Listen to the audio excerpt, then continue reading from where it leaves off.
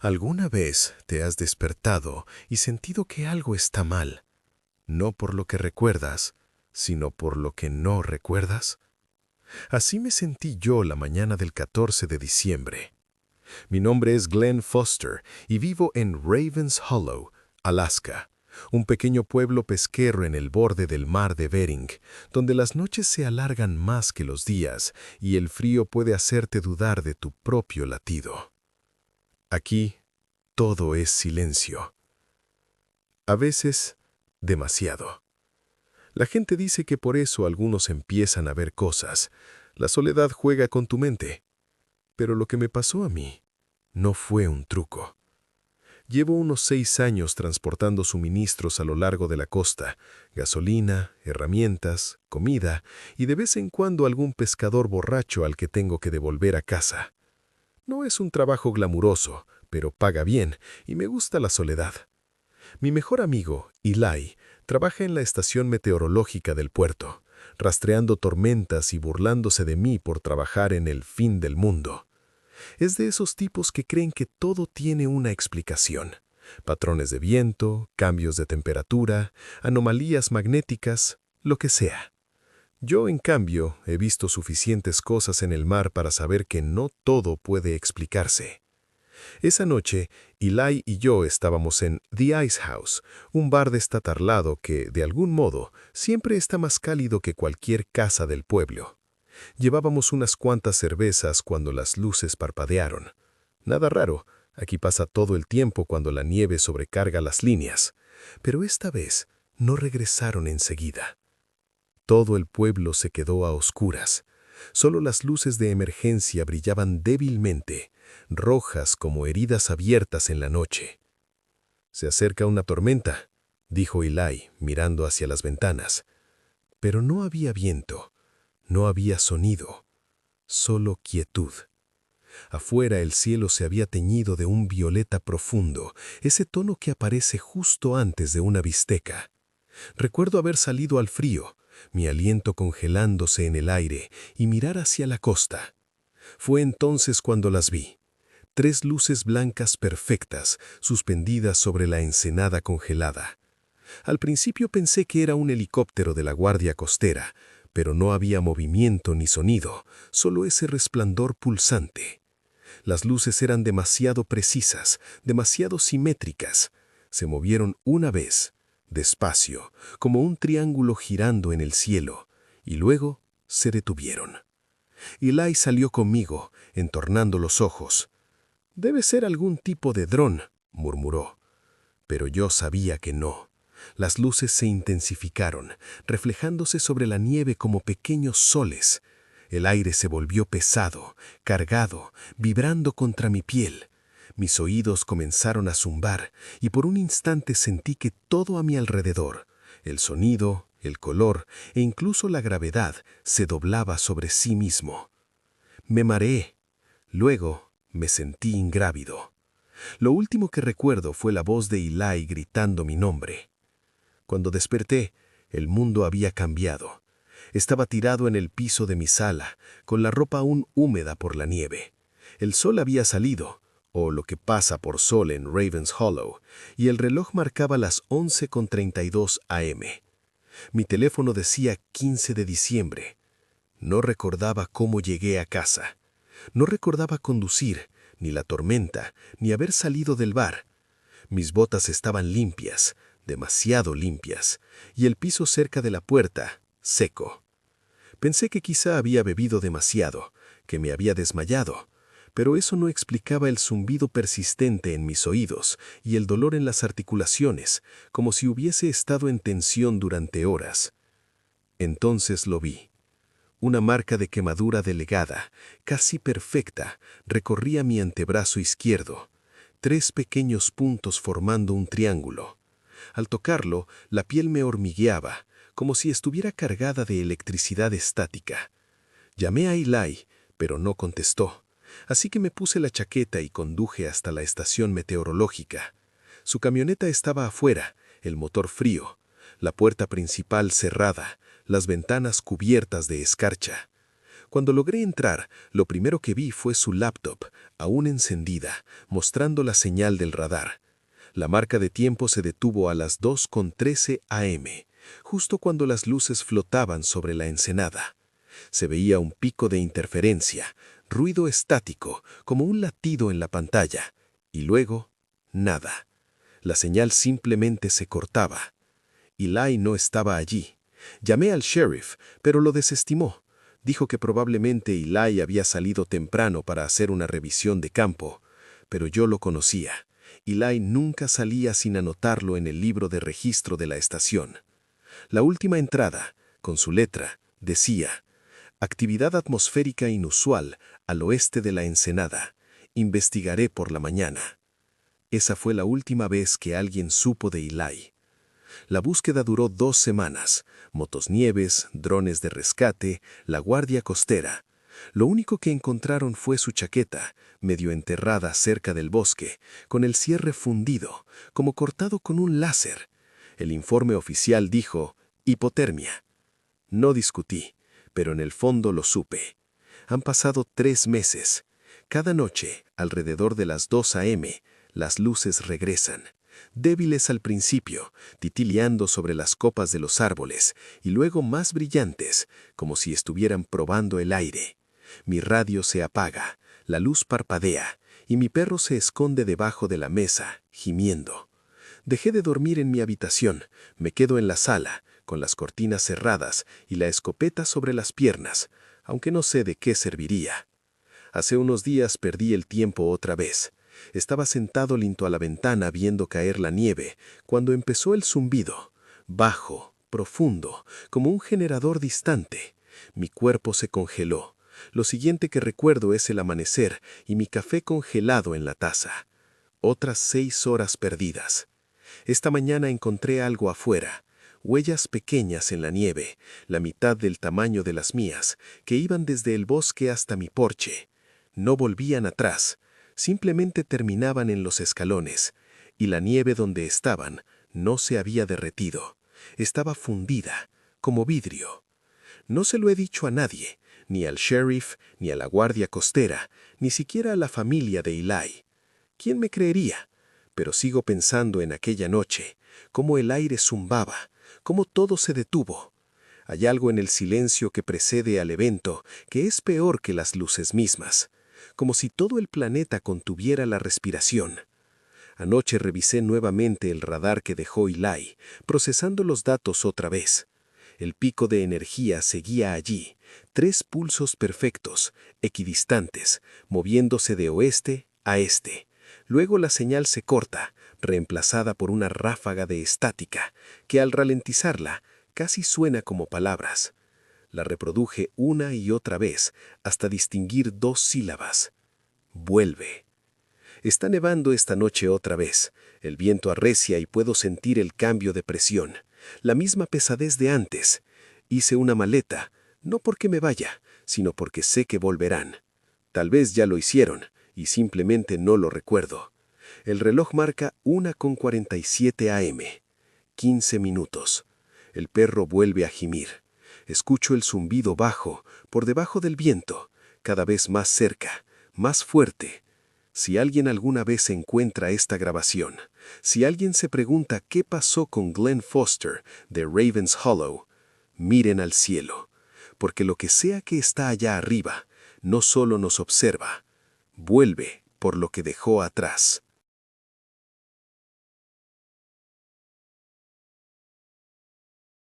La gente de por aquí no habla mucho de lo que hay en el cielo. Te contarán sobre los alces que cruzan la carretera, las tormentas de nieve que se tragan los caminos enteros o los osos que a veces deambulan por la calle principal. Pero si les preguntas por las luces, esas que se mueven contra el viento, lo único que obtendrás será silencio o una mirada que dura un poco más de lo normal. Antes pensaba que era superstición de pueblo pequeño, una forma de entretenerse durante las noches interminables. Eso fue antes del 12 de octubre, la noche en que dejé de dormir con las luces apagadas. Mi nombre es Luke Harris y he vivido toda mi vida en Coldwater, Alberta. Es un punto perdido en las colinas, el tipo de lugar donde todos conducen camionetas y las auroras boreales son el espectáculo nocturno de siempre. Trabajo en mantenimiento de un aserradero a las afueras del pueblo. Buen salario, malos horarios y no mucho más que hacer después que pasar por el Edis Taberna, escuchar a los vecinos quejarse del gobierno, del clima o de ambos. Esa noche estaba cerrando el aserradero cuando se fue la luz. Todo quedó en negro. Los generadores, los reflectores, incluso los sistemas de respaldo. Silencio total. Pensé que era una falla eléctrica, hasta que noté algo raro. El aire afuera brillaba de un azul tenue, como si la luz se filtrara a través del hielo. Tomé mi linterna y salí al lote. El resplandor no venía del aserradero, venía de arriba. Al principio creí que era la aurora. Pasa seguido aquí. Pero no era ese verde suave y ondulante de las auroras. Era un resplandor afilado, controlado, que pulsaba en intervalos regulares, como el destello de una cámara. Y estaba demasiado bajo. Debajo de él se escuchaba un zumbido profundo, mecánico, pero no se parecía a ningún motor que yo hubiera oído antes. «Luke, ¿eres tú allá afuera?» Era Tommy, uno de los del turno de noche. Apareció doblando la esquina con un cigarrillo encendido entre los dedos, medio borracho y medio congelado. Le señalé al cielo, pero cuando levantó la vista, la luz había desaparecido. Solo quedaba el negro y el viento entre los árboles. Lo dejamos pasar como un fenómeno climático raro y nos fuimos a casa, pero no pude olvidarlo. Ese zumbido se me había quedado dentro de la cabeza. 2 noches después, volvió a ocurrir. Volvía del restaurante cerca de la medianoche. La carretera estaba vacía, salvo por la niebla que salía del río. A mitad de Pine Hollow Road, la radio empezó a cortarse, estática, y luego silencio. Giré la perilla, pensando que había perdido la señal, pero entonces el motor se apagó. Las luces delanteras parpadearon una vez y se fueron. He reparado suficientes motores como para saber cuándo algo es mecánico y cuándo no lo es. Y esto no lo era. El aire afuera empezó a brillar débilmente, y ahí estaba otra vez, ese zumbido bajo, profundo, que vibraba a través del volante. Levanté la vista y lo vi, una forma negra enorme, tapando las estrellas. Sin alas, sin rotores, sin sonido, salvo esa frecuencia pulsante que me hacía doler los dientes. Luces recorrían su parte inferior, cambiando de azul a blanco y luego a rojo, en un ritmo perfecto. Debería haber corrido, debería haber hecho cualquier cosa menos quedarme quieto, pero mi cuerpo no respondió. Estaba congelado, mi aliento empañando el parabrisas mientras esa cosa pasaba justo encima. Y de repente, todo volvió al silencio. El zumbido cesó, las luces desaparecieron y mis faros se encendieron de golpe. El motor rugió como si nada hubiera pasado. Conduje directo a casa, temblando tanto que casi me salgo del camino. Cuando llegué, me serví media botella de whisky para calmar los nervios. Intenté convencerme de que era el cansancio, el estrés, la mente jugando malas pasadas. Pero a la mañana siguiente, encontré algo que me obligó a dejar de fingir. En el capó de mi camioneta había 3 círculos perfectos, pequeños, marcados como quemadas sobre la pintura. Toqué uno, y el metal seguía tibio. No le conté a nadie. ¿Quién me creería? «Hola chicos, los extraterrestres me marcaron la Chevy». No, gracias. Pero una semana después, ya no era el único que veía cosas. Tommy desapareció. Había cerrado el aserradero como siempre. Las cámaras lo captaron caminando por el patio a las 11:40 p.m., dirigiéndose a su camioneta. Luego, la grabación se interrumpió, estática, durante exactamente 6 minutos. Cuando volvió la imagen, su camioneta seguía ahí, motor encendido, puerta abierta, pero Tommy ya no estaba. La policía montada buscó días. Encontraron su cajetilla de cigarros cerca del bosque, nada más. Todo el pueblo quedó choqueado. pero nadie lo dijo en voz alta, no esa palabra que todos pensaban. Empecé a notar patrones. Los apagones siempre ocurrían en la misma zona, cerca de Pine Hollow. La gente hablaba de una presión en el aire, de perros que ladraban sin parar, de faroles que titilaban. La explicación oficial: interferencia solar. Claro, porque las tormentas solares adoran los pueblos canadienses pequeños en octubre. Para fin de mes, apenas dormía.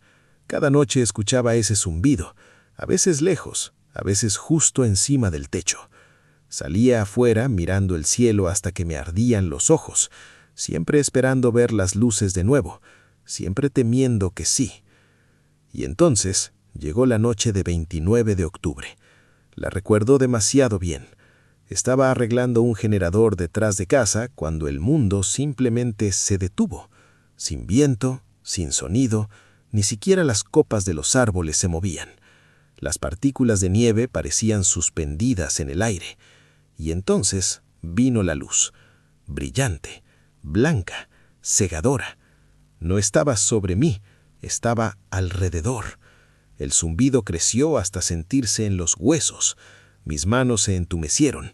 La llave inglesa cayó de mis dedos golpeando el suelo helado en cámara lenta.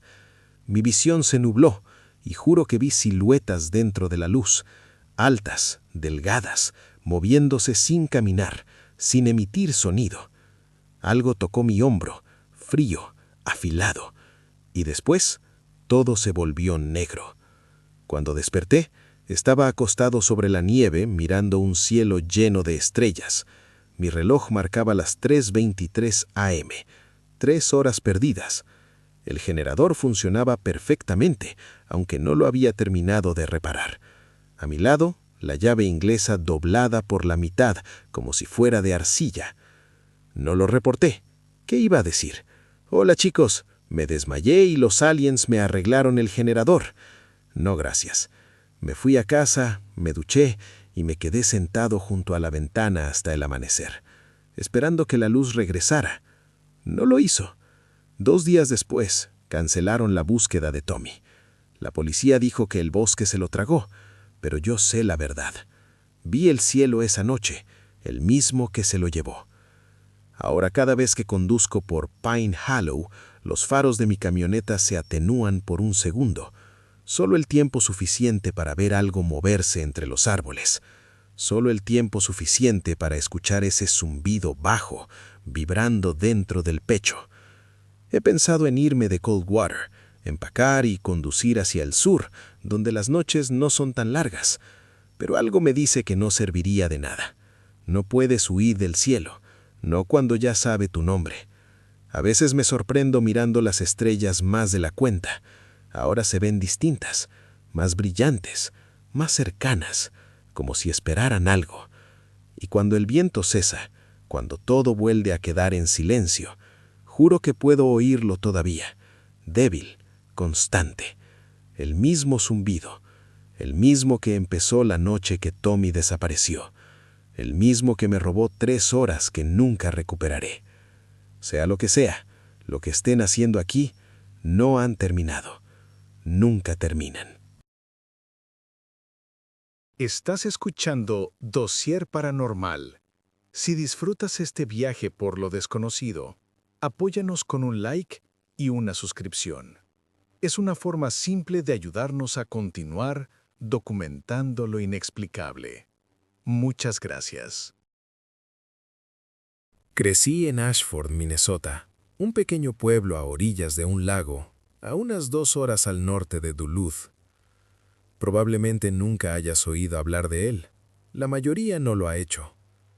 Tenemos una gasolinera, 2 cafeterías y suficientes mosquitos en verano como para levantarte del muelle y llevarte volando.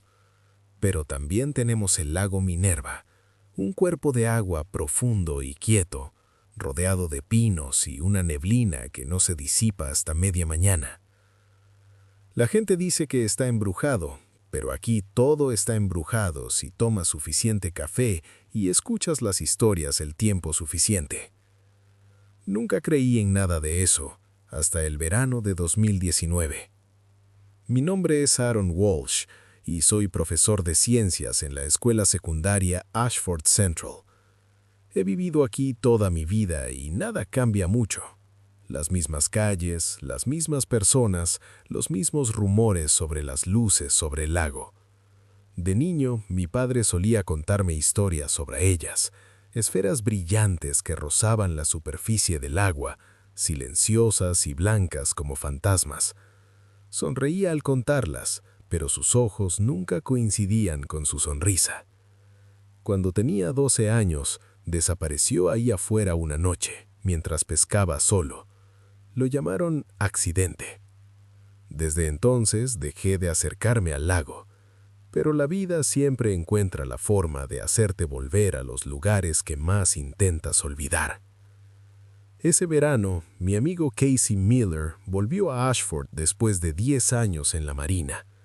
Había estado destinado en Norfolk y tenía esa calma tensa que solo ves en alguien que ha visto demasiado. Solíamos pescar juntos de niños, y cuando apareció en mi puerta una tarde de julio con 2 cervezas y su vieja caja de aparejos, no tuve el corazón para decir que no. «Vamos, Walsh», dijo con una sonrisa. «Por los viejos tiempos. El lago no muerde». Así que bajamos a Minerva justo antes del atardecer, la camioneta traqueteando por los caminos de grava y el aire cargado con el olor a pino y lluvia. El lago se veía igual que siempre, plano y oscuro, como una lámina de vidrio que se perdía entre los árboles. Una capa de niebla flotaba baja sobre la superficie. Solo se escuchaban los grillos y el chapoteo de un pez entre los juncos. Lanzamos las cañas, hablamos de cosas sin importancia y dejamos que el silencio llenara los huecos. Pero cuando el cielo empezó a oscurecer, el aire comenzó a sentirse raro. No más frío exactamente, solo denso, cargado, como el aire antes de una tormenta. Mi radio, que estaba apagada sobre la nevera portátil, comenzó a emitir un leve chisporroteo de estática. Casey también lo notó. «¿Lo sientes?», me preguntó. Asentí. Probablemente solo está bajando la presión. Excepto que no era eso. Alrededor de las 10 p.m. apareció la primera luz. Comenzó como un resplandor débil al otro lado del lago, suave y blanco como una linterna bajo la niebla. Flotó justo sobre el agua, quieta al principio, luego más brillante. Luego apareció otra, y después una tercera. ¿Alguien ahí afuera? Entrecerré los ojos. Casey negó la cabeza. Demasiado brillantes para linternas, demasiado uniformes. ¿Ves reflejos? No lo sabía. Las luces no se reflejaban en el agua, no ondulaban, solo flotaban ahí, círculos perfectos sobre una calma perfecta. De repente comenzaron a moverse, despacio, en patrones deliberados, girando en formación. «¿Qué demonios?», murmuró Casey. Quise decir que era un truco visual, drones, gas del centano o alguna tontería atmosférica. Pero cualquier explicación murió en mi garganta cuando me di cuenta de algo. Ya no se oía nada, ni grillos, ni viento, ni el chapoteo del agua. El mundo entero se había quedado sin sonido. Casey me agarró del brazo. «Nos vamos, ahora». Tiró del cordón del motor, pero no arrancó. Lo intentó otra vez. Nada. Mi linterna parpadeó y se apagó. Incluso el pequeño LED de mi reloj estaba muerto. No sé por qué miré hacia arriba, pero cuando lo hice, los vi. 3 enormes siluetas suspendidas sobre el lago, sin sonido, sin viento, solo sombras contra las estrellas. Las luces que habíamos visto en el lago venían debajo de ellos, y entonces todo se volvió blanco. Cuando abrí los ojos, estaba tendido en el muelle. El bote había desaparecido. El lago estaba tranquilo otra vez. Las estrellas brillaban sobre mí. Mi ropa estaba húmeda. Tenía sabor metálico en la boca y un dolor agudo en la cabeza, como si me hubieran clavado algo. Casey no estaba por ningún lado. Revisé el teléfono, sin batería. Mi reloj marcaba las 3:41 a.m., más de 5 horas perdidas. Tropecé hasta mi camioneta, la arranqué al tercer intento y conduje a toda velocidad de regreso al pueblo. Cuando llegué a su casa, su camioneta no estaba. La luz del porche seguía encendida, la puerta sin cerrar. Todo dentro parecía normal, excepto por el reloj de la cocina, detenido a las 10:07, la hora exacta en la que vimos las luces. Esperé hasta el amanecer. Nunca regresó. La oficina del sheriff lanzó una búsqueda al día siguiente. Encontraron nuestro bote semi-hundido en la orilla norte del lago. El motor estaba meltido, literalmente fundido con el casco como si lo hubieran quemado con un soplete. La caña de pescar de Casey estaba ahí, partida en dos, sin sangre, sin pruebas, sin trazo de él. Lo llamaron accidente. Tal vez cayó al lago y la corriente lo arrastró, excepto que el lago Minerva no tiene corriente. Durante semanas no podía dormir. Cada noche despertaba alrededor de las 3 a.m., jadeante y empapado en sudor, con un zumbido estático en los oídos. El teléfono aparecía muerto no importando cuánto lo cargara, y a veces encontraba la puerta principal abierta, aunque recordaba haberla cerrado. Las pesadillas eran peores. Luces brillantes, ingravedad, algo frío y liso presionando mi pecho. Intenté contarle a la gente, pero las versiones cambiaban.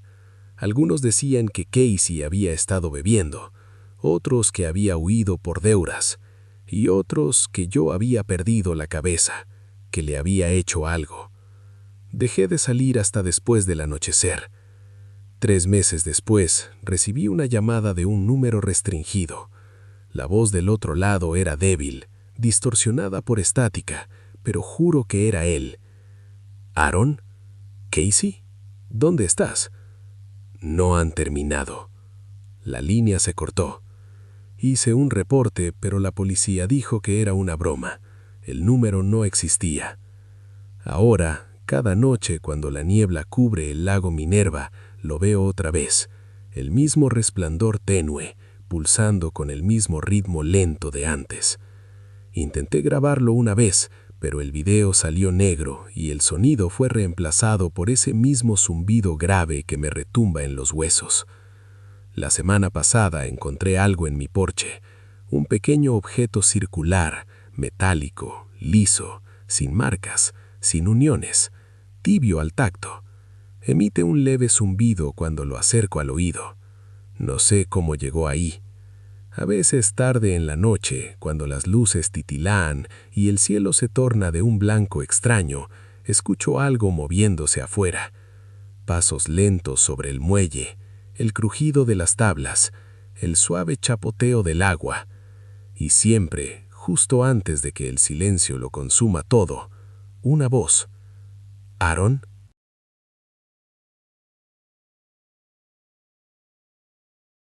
¿Alguna vez has sintonizado una radio justo en el punto exacto, hasta dar con una emisora que no debería existir? Así empezó todo para mí. Me llamo Dylan Reeves y trabajo turnos nocturnos en KRAM 104.5, una estación FM de bajo presupuesto en Silverton, Oregon, población 7,000 y pico. Ponemos lo de siempre: rock clásico, anuncios de pueblo, reportes del clima que nadie escucha. Nunca pasa nada emocionante aquí. Al menos, no hasta que encontré la frecuencia 19.2. Era principios de diciembre, un frío amargo, de esas noches en que la niebla baja del valle y se traga todo. Yo era el único de turno, normal los fines de semana. La emisora está a las afueras, un edificio de concreto que fue repetidor en los 60. Cruje cuando el viento da de lleno. A veces los ductos viejos gimen como suspiros en las paredes. Estaba en la cabina, medio dormido, apurando una taza de café quemado mientras sonaba Zeppelin por los altavoces. Lo de rutina. Pero cuando acabó el disco, las luces del panel empezaron a parpadear, primero rojas, luego blancas, como un cortocircuito. Pensé que era cableado viejo hasta que el transmisor de respaldo, el que nunca usamos, se encendió solo. La pantalla decía Frequency 19.2 MHz. No tenía sentido. No transmitimos ni de cerca en ese rango. Eso es para comunicaciones militares, ondas largas. Definitivamente no para un tipo en Oregon poniendo discos para insomnes. Intenté apagarlo, pero el sistema se congeló. Entonces los altavoces siseaban. Empezó como estática tenue, suave, rítmica, casi como respiración. Luego llegó la voz. Dylan. Me quedé helado. Al principio creí que lo estaba imaginando, pero volvió, baja y distorsionada, superpuesta como si alguien hablara por varios canales a la vez. Dylan Reeves. No ajusté la señal. Me arranqué los audífonos, con el corazón a 1000. La pantalla seguía parpadeando 19.2 MHz y la voz continuó, ya clara, casi mecánica. Brecha de frecuencia confirmada. La observación continúa. Y la línea murió. Me quedé mirando la consola, con todos los vellos erizados. Nadie conocía ese sistema como yo. Esa frecuencia ni siquiera figuraba en nuestra base de datos. Registré la anomalía, apagué el transmisor a mano y me fui a casa intentando convencerme de que había sido una broma, cableado viejo, una señal fantasma, lo que fuera. Pero la noche siguiente volvió a pasar, a la misma hora, 2:19 AM. Esta vez las luces no parpadearon, el aire simplemente cambió. ¿Has sentido la estática que se acumula justo antes de un rayo? Fue así, espeso, eléctrico, cargado. Un olor a ozono llenó la cabina. Luego los altavoces crujieron y la voz regresó. No interfiera. La secuencia está en curso. ¿Quién habla?, dije al micrófono, con la voz temblando. Silencio. Luego un nuevo sonido, un zumbido grave, profundo, pulsante, como el latido de un corazón tocado a través del acero. Las paredes comenzaron a vibrar. Juro que las luces del tablero palpitaban al mismo ritmo, como si la sala entera respirara. La observación continúa, repitió la voz. Integridad de señal comprometida, ajustando frecuencia. Y así sin más se cortó. Cuando revisé los registros por la mañana, la transmisión no existía, sin picos de energía, sin grabación, sin rastro, como si nunca hubiera ocurrido. No se lo conté a Ladia al principio, ni a mi jefe, ni al equipo técnico, ni siquiera a Lena, que tomaba el turno de la mañana. Supuse que nadie me creería. Yo apenas me lo creía. Pero la curiosidad pudo más. Así que la semana siguiente empecé a hurgar 19.2 MHz. Descubrí que no era cualquier frecuencia. Formaba parte de un proyecto gubernamental abandonado, Operación Sentinel, dado de baja a fines de los 80. Supuestamente servía para rastrear ondas de radio de largo alcance provenientes del espacio profundo. Los registros que encontré en línea, escaneados y llenos de tachones, mencionaban corrientes desconocidas y modulación no terrestre. Eso debería haber bastado para que me detuviera, pero seguí escuchando. En las noches siguientes, la señal volvía, cada vez más fuerte. A veces oía murmullos detrás de la voz principal, como una docena de personas susurrando entre la estática. Otras, las luces de la cabina se atenuaban y el vidrio se empañaba, aunque la calefacción estaba a tope. Una noche, Lena llegó temprano a su turno. No la oí entrar. Yo estaba embebido, con los audífonos puestos, el zumbido más alto que nunca. Cuando me tocó el hombro, pegué un salto y casi arranco los cables. Me miró pálida, con los ojos abiertos de par en par. «Dylan, ¿qué demonios estás escuchando?» Me quité los audífonos. «¿No lo oyes?», negó con la cabeza. «No hay nada sonando». Pero yo seguía oyéndolo. El zumbido, tenue pero constante, aún sin audífonos. Ya no estaba solo en la sala. Estaba en mi cabeza. Esa fue mi última noche en KRAM. 2 días después, Lena desapareció. encontraron su coche a un lado de la carretera 213, puertas abiertas, luces encendidas, sin huellas, sin signos de forcejeo. Solo la radio, sintonizada en 19.2 MHz, con estática zumbando suave por los altavoces. Después de eso me fui del pueblo. Me dije que necesitaba distancia, pero no importa. La señal me sigue. Ahora la oigo en todas partes, en mi teléfono, en los postes de luz, en el zumbido de los fluorescentes viejos. Siempre el mismo patrón, 3 pulsos cortos, uno largo. Cuando cierro los ojos, veo destellos, luz blanca, metal crío, figuras de pie en silueta. A veces despierto con sangre en la almohada y un pitido en el oído que no cesa en horas. He intentado grabarla, pero nunca queda nada. He intentado reportarla, pero cada correo que envío sobre la frecuencia 19.2 regresa como no entregado. Y últimamente he empezado a notar cosas fuera de mi departamento. Personas paradas bajo el farol frente a mi ventana, inmóviles, incluso bajo la lluvia. Anoche mi tele se encendió sola, parpadeó en estática hasta que la imagen se fijó en el mismo texto que vi en la emisora. Frequency breach confirmed. Observation complete. Brecha de frecuencia confirmada. Observación completa. Y luego volvió la voz, suave, casi amable esta vez. Transmisión recibida, Dylan Reeves. Secuencia de retorno activa. Y después, nada. Sin zumbido, sin estática, solo silencio. Ahora son las 2:19 AM otra vez. Huele a ozono y la pantalla de mi teléfono se encendió sola. La señal ha vuelto, tenue pero constante, enhebrándose por las paredes como un latido. Ya no creo que venga de un transmisor, creo que viene de mí. Si alguien escucha esto, si alguien llega a sintonizar la frecuencia 19.2, apáguenla. No escuchen, porque una vez que la oyes, te encuentran. Y cuando te encuentran, nunca dejan de escuchar.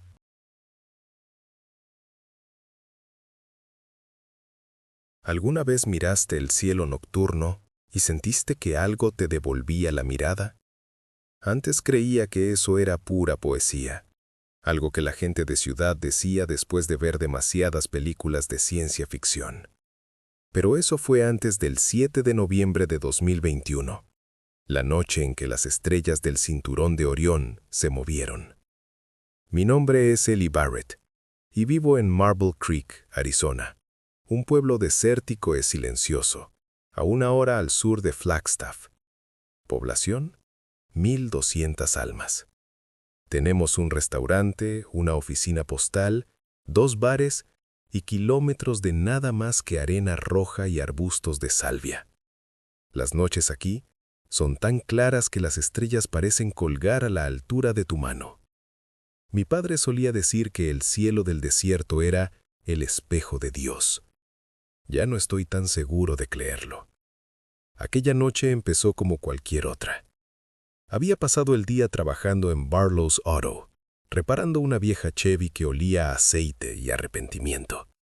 Cerré el taller pasadas las 12, con el aire frío y eléctrico que anuncia el invierno en el desierto. Entonces recibí un mensaje de texto de mi amiga Lina Cruz. Ven a Miller's Bluff, lluvia de meteoros esta noche. Solíamos ir ahí a mirar las estrellas cuando éramos niños. Es una loma alta, con vista a todo Marble Creek, tan lejos de la carretera que solo oyes el viento y tus pensamientos. Estuve a punto de decirle que no, demasiado cansado, demasiado frío, pero algo en la idea de ver caer estrellas me pareció apropiado. Tomé un termo de café, subí a mi camioneta y conduje. Lina ya estaba allí, sentada sobre el capó de su coche, con una chaqueta 2 tallas más grande. Su perro, Bandit, movía la cola, pero no ladraba. El aire estaba extraño, demasiado quieto. Ni los coyotes cantaban esa noche. Me alegra que vinieras, dijo. ¿Has notado lo brillante que está Orión esta época del año? Levanté la vista. Tenía razón. Las 3 estrellas del cinturón brillaban con una intensidad casi antinatural. Demasiado nítidas, demasiado perfectas. Nos quedamos un rato hablando de nada. Profesores viejos, música mala, sus planes de irse del pueblo. Entonces Bandit gruñó. No ladró, gruñó. El pelo del lomo se le erizó, las orejas planas. «¿Qué pasa, chico?», preguntó Lina. Fue ahí cuando lo oímos. Un zumbido bajo, tan profundo que lo sentí vibrar en el pecho. No venía del suelo, venía de arriba, y las estrellas del cinturón de Orión comenzaron a moverse. Al principio creí que mis ojos me engañaban, pero no, se estaban desplazando. Los 3 puntos de luz alineándose lentamente hasta formar un triángulo perfecto. Entonces apareció una 4ª luz, descendiendo desde el centro, más brillante, más grande, acercándose. No era una estrella. «Eli», susurró Lina. No respondí, no podía. El zumbido crecía, haciendo temblar la camioneta, retumbando en los huesos. La luz se detuvo sobre la loma, enorme, circular y repentinamente silenciosa.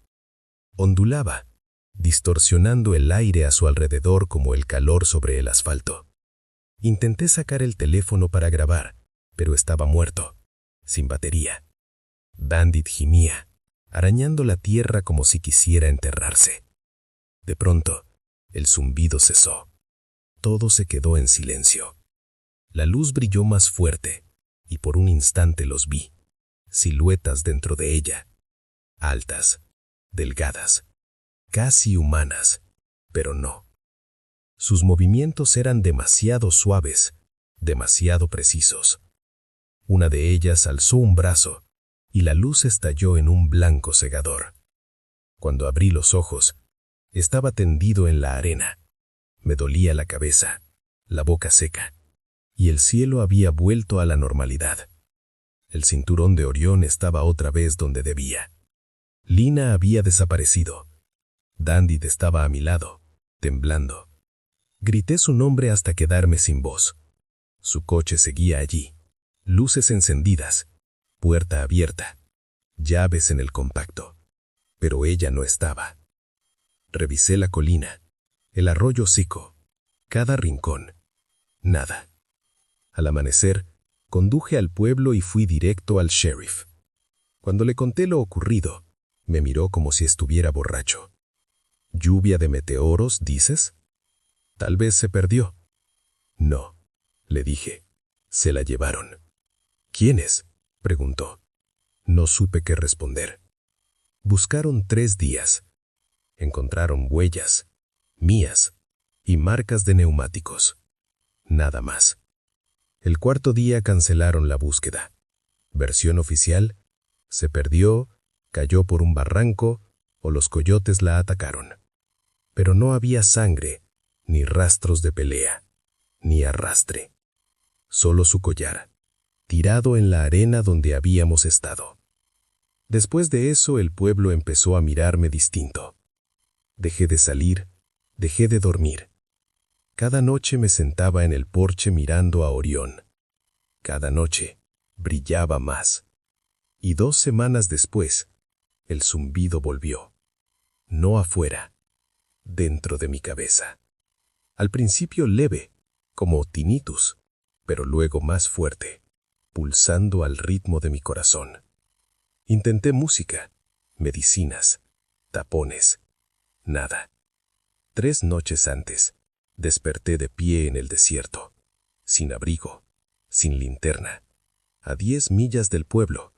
No recuerdo haber salido de casa. Levanté la vista, y Orión estaba mal otra vez. Las estrellas se movían, girando como una señal. Vi aquella misma luz circular a lo lejos. Esta vez no estaba sola.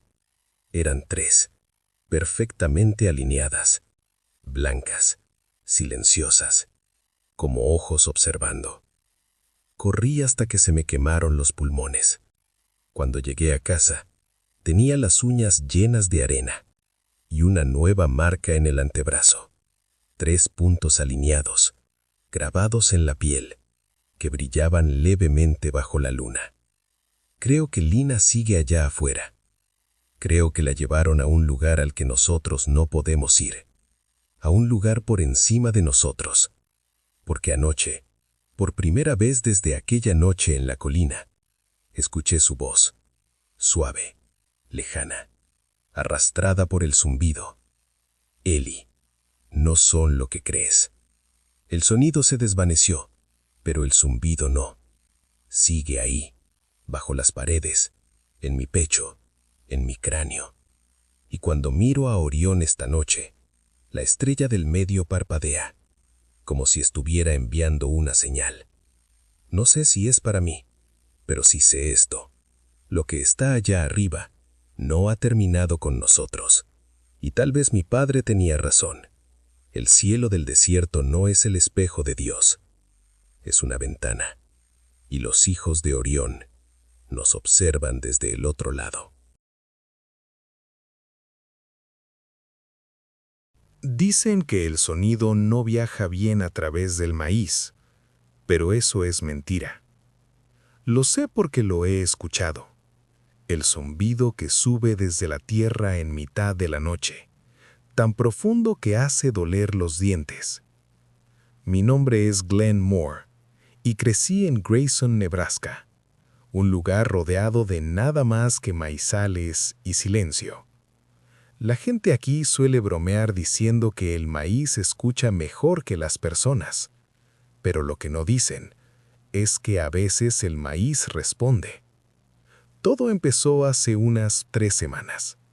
Yo trabajaba el turno nocturno en Wilder Grain Co., cargando camiones y reparando bombas de riego viejas que mantenían medio condado en pie. Trabajo aburrido pero tranquilo, hasta que el suelo empezó a zumbar.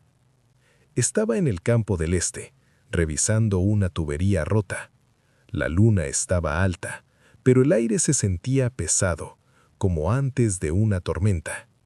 Entonces lo oí. Una vibración baja, al principio débil, luego más fuerte, como si algo enorme se moviera bajo tierra.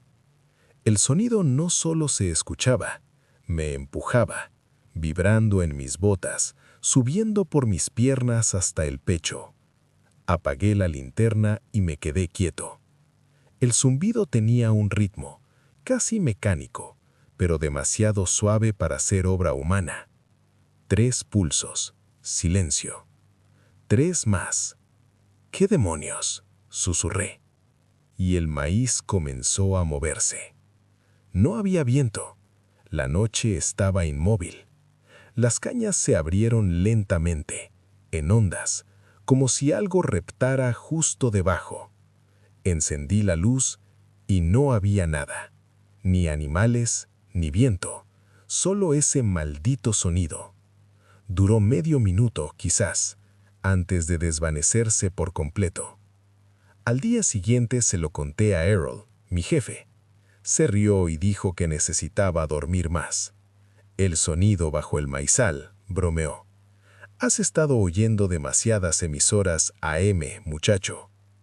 Tal vez tenía razón.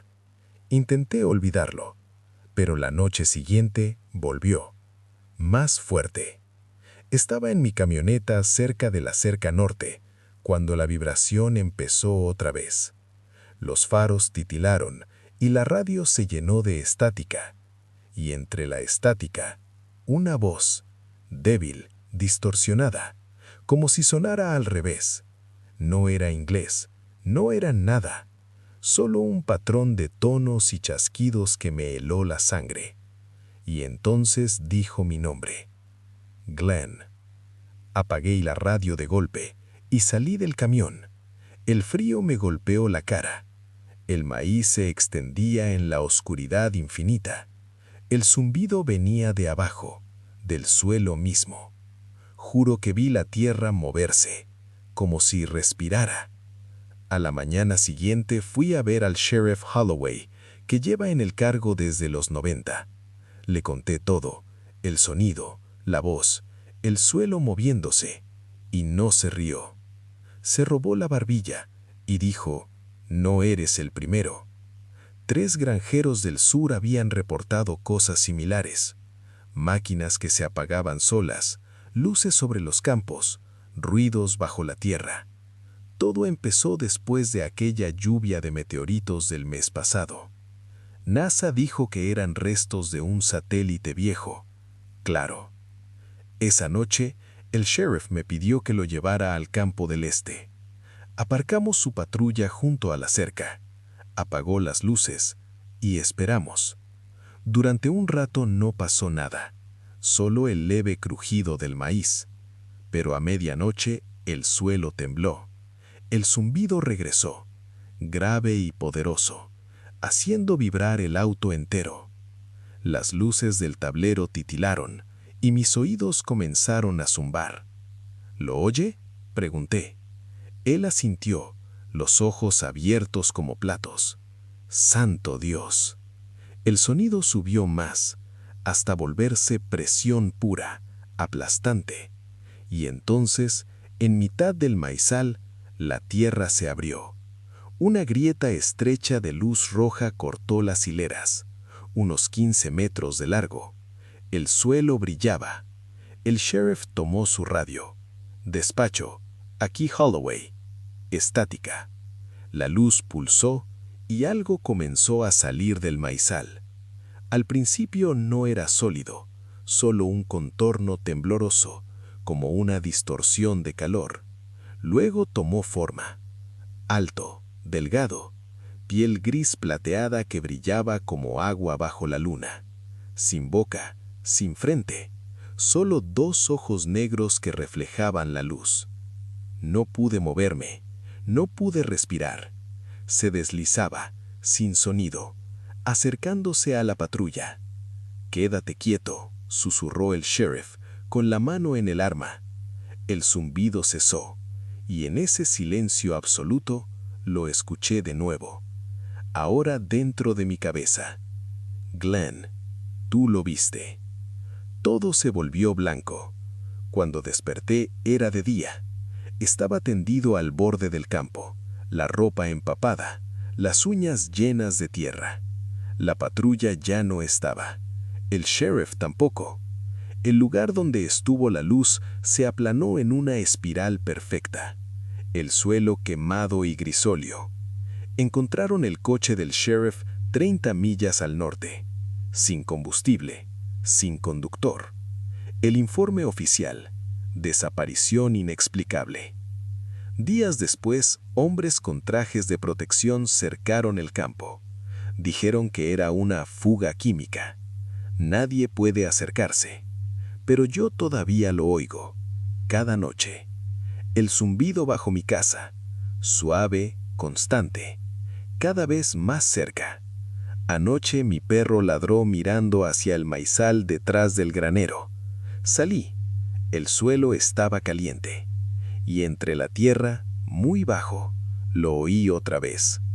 Glenn. 3 pulsos. Pausa. 3 pulsos. Un patrón. Una señal. Sea lo que sea que esté bajo el maizal, no ha terminado conmigo. Y creo que el sheriff todavía está ahí abajo, escuchando el sonido bajo la tierra. ¿Alguna vez tropezaste con algo que no deberías haber visto? No hablo de algo privado, sino de algo enterrado. Mi nombre es Ryan Keller, y durante 10 años trabajé como técnico de sistemas en la base aérea de Fort Mason, a las afueras de Rapid City, Dakota del Sur. Una pequeña instalación de la Guardia Nacional Aérea que casi nadie recuerda que existe. Y así es como les gusta mantenerlo. Mi trabajo no era glamuroso. Mantenimiento, calibración de radares, redes de comunicación, diagnósticos eléctricos. No tenía acceso a material clasificado, pero en un lugar así, los rumores se filtran como corriente estática. laboratorios subterráneos, aeronaves experimentales, blindaje electromagnético. Todo por encima de mi rango. O eso creía.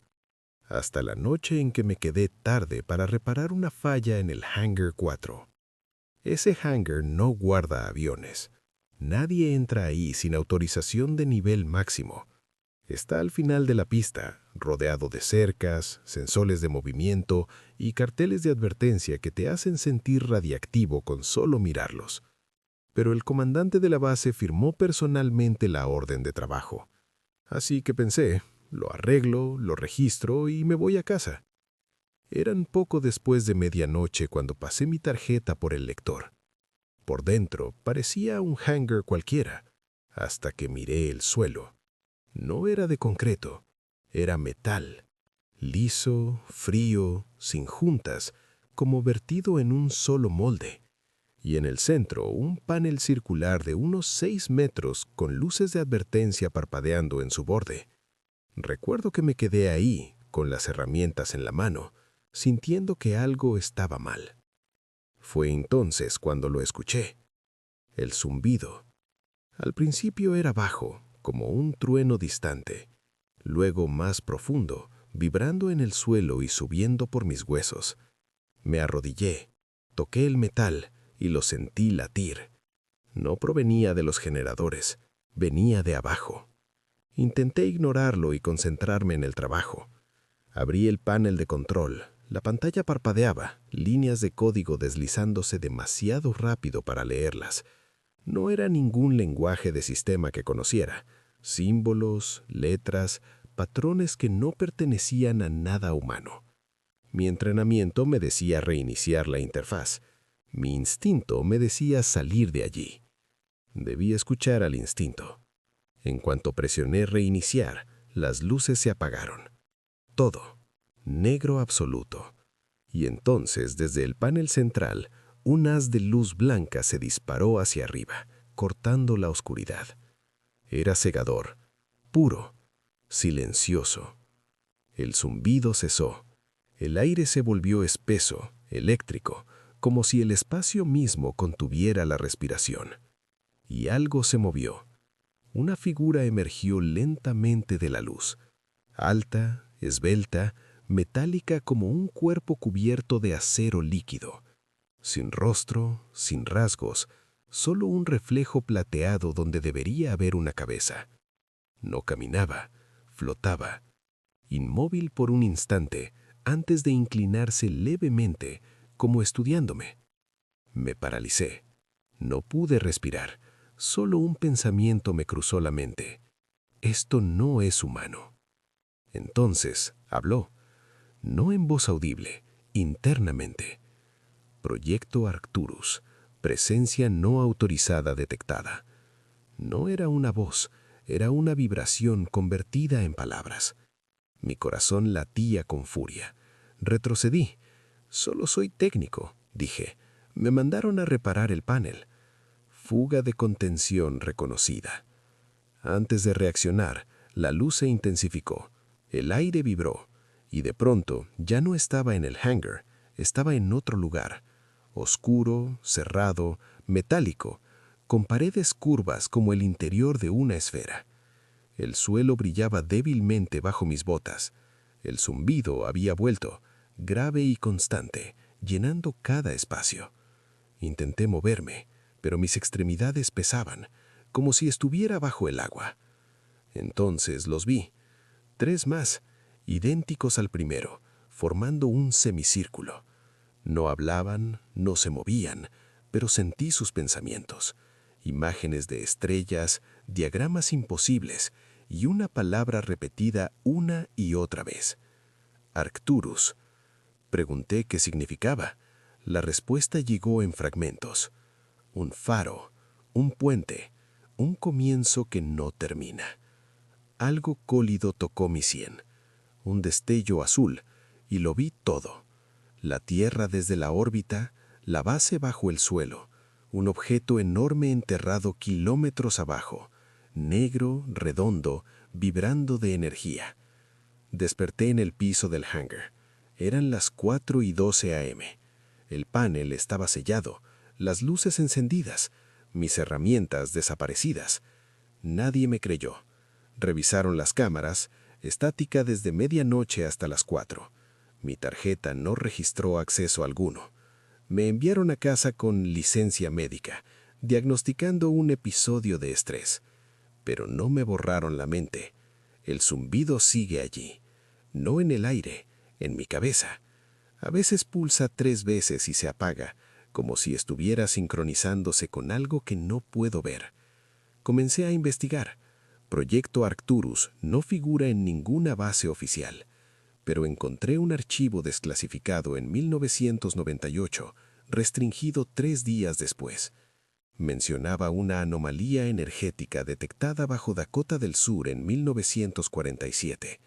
Construyeron Fort Mason encima para contenerla. El último renglón decía: origen del objeto desconocido. El patrón de respuesta sugiere inteligencia.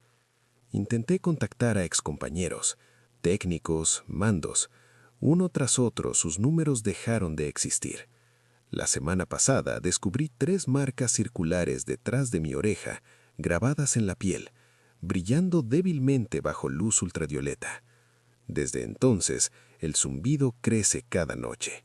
Las luces de mi casa parpadean cuando cierro los ojos, y a veces, justo antes de dormir, veo esa figura plateada al pie de la cama, quieta, esperando. Ya no creo que Fort Mason ocultara un proyecto. Creo que nosotros éramos el proyecto, y lo que enterraron allá abajo está despertando. El zumbido es más fuerte ahora. Dice algo nuevo, algo claro. Arcturus reactivado.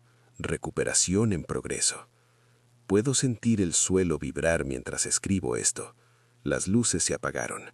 Si alguien encuentra esta grabación, díganles que el proyecto Arcturus nunca se cerró. Sigue aquí y está volviendo a encenderse.